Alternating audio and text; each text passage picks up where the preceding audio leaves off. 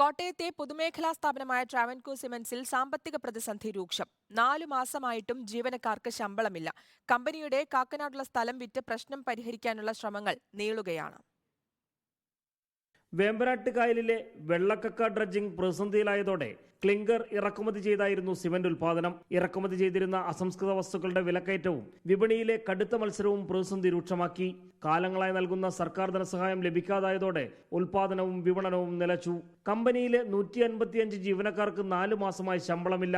പ്രതിസന്ധി പരിഹരിക്കാനുള്ള ഏക പോംവഴി കമ്പനിയുടെ പേരിൽ കാക്കനാടുള്ള 2.25 ഏക്കർ ഭൂമി വിൽക്കുക എന്നുള്ളതാണ്. ഭൂമി വിൽക്കാൻ സർക്കാർ അനുവാദം നൽകിയെങ്കിലും ആദ്യ ടെൻഡറിൽ ആരും പങ്കെടുക്കാത്തത് തിരിച്ചടിയായി. നിലവിൽ ഞങ്ങൾക്ക് സാലറി കിട്ടിയിട്ട് 4 മാസങ്ങളായി. കമ്പനി ലാഭത്തിൽ മേടിച്ചു വെച്ചിരുന്ന സ്ഥലമുണ്ട് കാക്കനാട്ട്.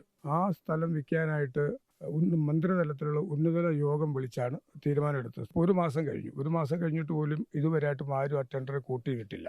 തൊഴിലാളികളുടെ 2020 മുതലുള്ള PF-ഉം അടയ്ക്കാനുണ്ട്. വിരമിച്ചവർക്ക് കൊടുക്കാനുള്ള ഗ്രാറ്റുവിറ്റി ഉൾപ്പെടെ നിലവിലെ ബാധ്യത 56 കോടി രൂപ വരും.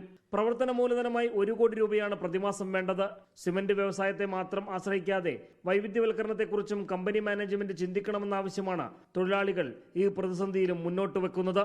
Reporter Prashanth Thottungal, in reporter, Kottayam.